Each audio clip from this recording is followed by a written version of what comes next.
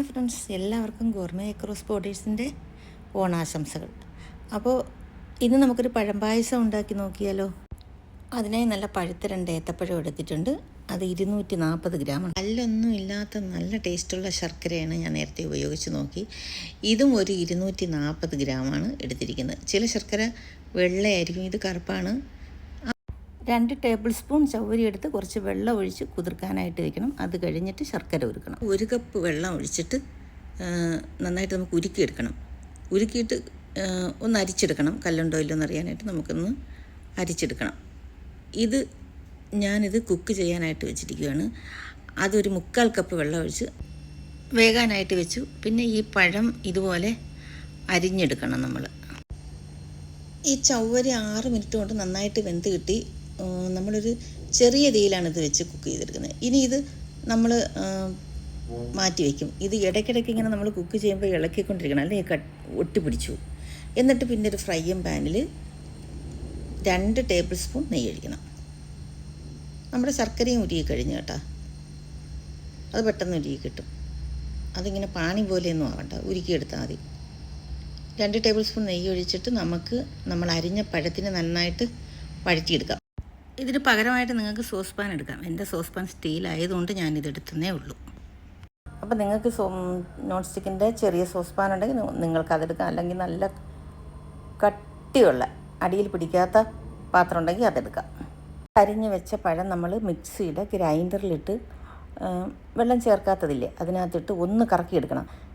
Means ഈ അരിഞ്ഞ പഴം ഒന്ന് പൊടിയാൻ വേണ്ടി മാത്രം ഒന്ന് പൊടിഞ്ഞ് കിട്ടിയാൽ മതി. എന്നിട്ട് ആ പീസായിട്ട് കിടക്കാതിരിക്കുക. എന്നിട്ട് നമ്മൾ ഈ നെയ്യിലിട്ട് നന്നായി വഴറ്റിയെടുക്കണം. അപ്പോഴത്തേക്കും അത് നന്നായിട്ട് വെന്ത് കിട്ടും. നമ്മൾ പഴമൊക്കെ ഇങ്ങനെ വഴറ്റി ശർക്കര പഞ്ചസാരയൊക്കെ ചേർത്ത് കഴിക്കില്ല, അതുപോലെ. അപ്പോൾ 2 മിനിറ്റ് വഴറ്റപ്പോൾ ഇത് നന്നായിട്ടങ്ങ് വെന്ത് കിട്ടും. മാത്രമല്ല ഇത് പൊടിഞ്ഞതാണ്, പെട്ടെന്ന് വെന്ത് കിട്ടും. ഇത് നന്നായിട്ട് വെന്ത് കിട്ടി. ഇനി നമുക്ക് ഉരുക്കി വെച്ച ശർക്കര ചേർക്കാം. ഉരുക്കിയിട്ട് ഞാൻ അരിച്ചെടുത്ത ശർക്കരയാണ്.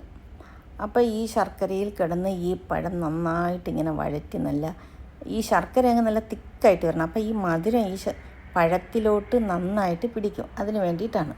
കൊടുക്കുന്ന സമയം കൊണ്ട് നമുക്ക് കാഷ്യൂനട്ടും കിസ്മിസും വറുത്തെടുക്കാം. പിന്നെ തേങ്ങ ആദ്യമേ തന്നെ നമ്മൾ ഒന്ന് അരിഞ്ഞ് വെച്ചേക്കണം. തേങ്ങാക്കൊത്ത്, അതായത് പൂളിയെടുത്ത തേങ്ങ ചെറിയ പീസായിട്ട് അത് ആദ്യമേ അരിഞ്ഞ് വെച്ചേക്കണം. പായസം ഉണ്ടാക്കാൻ തുടങ്ങുന്നതിന് മുമ്പ്. കാഷ്യൂനട്ടുമൊക്കെ കഴുകി വൃത്തിയാക്കി വെച്ചേക്കണം. കിസ്മിസും അതൊരു ടിഷ്യൂ പേപ്പറിൽ തുടച്ച് വെക്കണം, അല്ലെങ്കിൽ നമ്മൾ ഇടുമ്പോൾ അത് വെള്ളം തെറിക്കും.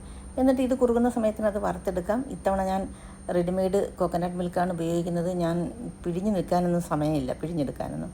അപ്പോൾ ഇത് കുറുകട്ടെ. ഇടയ്ക്കിടയ്ക്ക് പക്ഷേ ഇളക്കിക്കൊണ്ടിരിക്കണം. 8 മിനിറ്റ് എടുത്ത് എനിക്കിങ്ങനെ നന്നായിട്ട് കുറുകി കിട്ടാനായിട്ട്. ഇനിയിപ്പം ഞാൻ നേർത്ത പാലൊഴിക്കുകയാണ്. അതായത് ഇത് ഞാൻ ഓർഗാനിക് കോക്കനട്ട് മിൽക്ക് നമുക്ക് വാങ്ങാൻ കിട്ടും. നല്ല കട്ടിയാണ് അതിന്.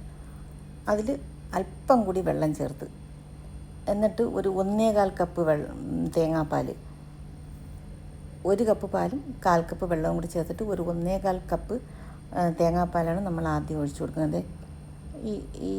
ഈ കോക്കനട്ട് മിൽക്കാണ് ഞാൻ ഉപയോഗിച്ചത്. ഓർഗാനിക് കോക്കനട്ട് മിൽക്ക് നല്ല ടേസ്റ്റാണ് ഇതിന്. നല്ല ഒറിജിനൽ തേങ്ങാപ്പാലിൻ്റെ രുചിയാണ്. ഇത് നമ്മളിങ്ങനെ ഇളക്കിക്കൊണ്ടിരിക്കണം തേങ്ങാപ്പാലൊഴിച്ചാൽ. അപ്പോൾ ഇനി നമുക്ക് ഇതൊന്ന് ചൂടാകുമ്പോഴത്തേക്കും നമ്മുടെ ചവ്വരി വെന്തിരിക്കുകയാണ്. അതും നമ്മൾ വാങ്ങി വെച്ചാലും കുക്ക് ചെയ്യുമ്പോഴും ഇടയ്ക്ക് സ്പൂൺ കൊണ്ട് ഇളക്കണം, അല്ലെങ്കിൽ അത് കട്ടിയായിപ്പോവും. അപ്പം നമ്മൾ ഇളക്കിക്കൊണ്ടിരിക്കുകയാണെങ്കിൽ അതിങ്ങനെ ഓരോന്നോരോന്നായിട്ട് തന്നെ കിടക്കും, കട്ടി ഒട്ടിപ്പിടിക്കില്ല. ഇനി അതിപ്പോൾ നമുക്ക് ഇതിനകത്തോട്ട് ചേർത്ത് കൊടുക്കാം. ഒന്ന് നന്നായിട്ട് ഇളക്കി ചൂടായ ശേഷം ഞാൻ ഈ ചവ്വരി ഇതിനകത്തോട്ട് ചേർത്ത് കൊടുക്കുകയാണ്. കണ്ട, ഇതെല്ലാം സെപ്പറേറ്റാണ്, ഒന്നും ഒട്ടിയിരിക്കുന്നില്ല. നന്നായിട്ട് വെന്തും കിട്ടി. കുറച്ച് നേരം നമ്മൾ വാങ്ങി വെച്ചിരുന്നില്ലേ, അപ്പോൾ കുറച്ചുകൂടി ഒന്ന് വെന്ത് കിട്ടും. വെന്ത് കിട്ടുമാതിരി കണ്ണാടി പോലെയാവും. എന്നിട്ട് ഇതിനകത്ത് ചേർത്ത് കൊടുക്കും. നമ്മളൊരു 10 മിനിറ്റ് കുതിർത്ത് 5-6 മിനിറ്റ് ഇത് കുക്ക് ചെയ്ത ശേഷം പിന്നെ അത് പുറത്ത് വെച്ചിരുന്ന് നമ്മൾ ഈ പായസം ഉണ്ടാക്കുന്ന നേരം കൊണ്ട് കുറച്ച് നേരം കൂടി ഒന്ന് വെന്ത് ഇതിനകത്ത് ചേർത്ത് കൊടുത്ത്. ഇനി കുറച്ച് നേരം നമ്മൾ ഈ ശർക്കരയും ചവ്വരിയും അതിലുമൊക്കെ മധുരം പിടിച്ച് കുറച്ച് കഴിയപ്പോൾ നമുക്ക് നമ്മുടെ തിക്കായിട്ടുള്ള കോക്കനട്ട് മിൽക്ക് ചേർത്ത് കൊടുക്കും. ഇപ്പോൾ നല്ല കട്ടിയായിട്ട് വന്നുണ്ടോ. ഇത് ഉണ്ടാക്കാൻ ഒരു പാടുമില്ല. 2 പഴം, കുറച്ച് ശർക്കര, തേങ്ങാപ്പാൽ, ഇതൊക്കെ നമ്മുടെ വീട്ടിൽ എപ്പോഴും ഉണ്ടാകുന്ന കാര്യമാണ്, തേങ്ങയും ശർക്കരയും ഏത്തപ്പഴവും. പിന്നെ ചൗവരി കാണും, ഒരു തവണ വാങ്ങിച്ചൊരു പാക്കറ്റ് വെച്ചാൽ കുറേ നാളത്തേക്ക് കാണും. പിന്നെ നെയ്യും കാഷ്യൂനട്ട് കിസ്മിസും ഇത്രയേ വേണ്ടൂ. ഒരു അരമണിക്കൂർ മതി ഇതുണ്ടാക്കാനും. പായസം ഉണ്ടാക്കി നമ്മൾ പഠിച്ചു കഴിഞ്ഞാൽ നമുക്ക് എന്തുകൊണ്ടും പായസം ഉണ്ടാക്കാം. പക്ഷേ എൻ്റെ ജീവിതത്തിൽ ഇന്ന് വരെ എനിക്ക് പറ്റാത്തൊരു കാര്യം കരിക്ക് പായസമാണ്. ഞാൻ ഒരു 10 തവണ ഉണ്ടാക്കി, ആ ഒരു കറക്റ്റ് പായസം എനിക്ക് ഇതുവരെ കിട്ടിയിട്ടില്ല. ഇത് നന്നായിട്ട് കുറുകി. ഞാനിപ്പോൾ ഒരു 3/4 കപ്പ് നല്ല തിക്കായിട്ടുള്ള കോക്കനട്ട് മിൽക്കാണ് ചേർത്ത് കൊടുത്തത്. ഇനി ഇതിനെ ഒന്ന് മിക്സ് ചെയ്തെടുക്കാം. ഇതിൽ ഞാൻ പശുവിൻ പാല് ചേർക്കുന്നില്ല, കോക്കനട്ട് മിൽക്ക് മാത്രമേ ഉള്ളൂ. അപ്പോൾ ഇതിനതിൻ്റെ ആവശ്യമില്ല. ഇതും കൂടി ചേർത്തപ്പം നല്ല കറക്റ്റ് പായസമായി. 3/4 കപ്പാണ് ചേർത്തത്. ഇത് നമ്മൾ ചേർത്ത് കഴിഞ്ഞാൽ ഒരുപാട് തിളപ്പിക്കില്ല, നല്ലതുപോലെ ഒന്ന് ചൂടാക്കി ഓഫ് ചെയ്യും. പിന്നെ കുറച്ച് ചുക്കുപൊടിയും ഏലക്കപ്പൊടിയും കൂടി ചേർക്കും.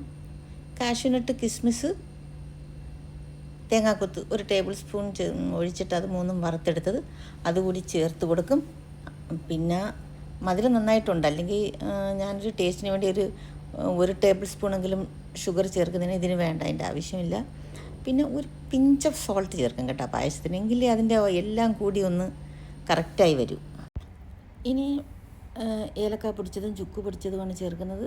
അത് കഴിഞ്ഞ് കാഷ്യൂനട്ടും കിസ്മിസും കൂടെ ചേർത്ത് മിക്സാക്കി ഓഫ് ചെയ്യും. ഇത്രയേ ഉള്ളൂ കാര്യം. പിന്നെ പറഞ്ഞ പോലെ ഒരു പിഞ്ച് ഓഫ് സോൾട്ടും. അപ്പോൾ നിങ്ങൾ ഈ പായസം തീർച്ചയായും ഉണ്ടായി നോക്കണം. നിങ്ങൾക്കിത് ഉറപ്പായിട്ടും ഇഷ്ടപ്പെടും, നല്ല ഇഷ്ടപ്പെടും. അത്ര നല്ല പായസമാണ് ഈ ഏത്തപ്പഴ പായസം. ഒരു 15 കാഷ്യൂനട്ടും ഒരു 2 ടേബിൾ സ്പൂൺ വേണ്ടി കിസ്മിസുമാണ് എടുത്തത്. ഒരു 2 ടേബിൾ സ്പൂൺ തേങ്ങാക്കൊത്ത് കൊടുത്ത്. ഇത്രയും ഇതിനെടുത്തുള്ളൂ. അപ്പോൾ നിങ്ങൾക്ക് കൂടുതൽ ക്വാണ്ടിറ്റി പായസം വേണമെങ്കിൽ അതിനനുസരിച്ച് തന്നെ കൃത്യമായിട്ട് ഇതിൻ്റെ അളവ് കൂട്ടിയാൽ മതി. ഇതൊരു 4-5 പേർക്ക് കഴിക്കാൻ വേണ്ടിയുണ്ട്. അപ്പോൾ എല്ലാവർക്കും നല്ല ഒരു ഓണം ആശംസിക്കുന്നു. Thank you, bye. അപ്പോൾ സബ്സ്ക്രൈബ് ചെയ്തില്ലെങ്കിൽ ചെയ്യാൻ മറക്കല്ലേ. ടാറ്റാ. അടുത്തൊരു റെസിപ്പിയായിട്ട് വീണ്ടും കാണാം.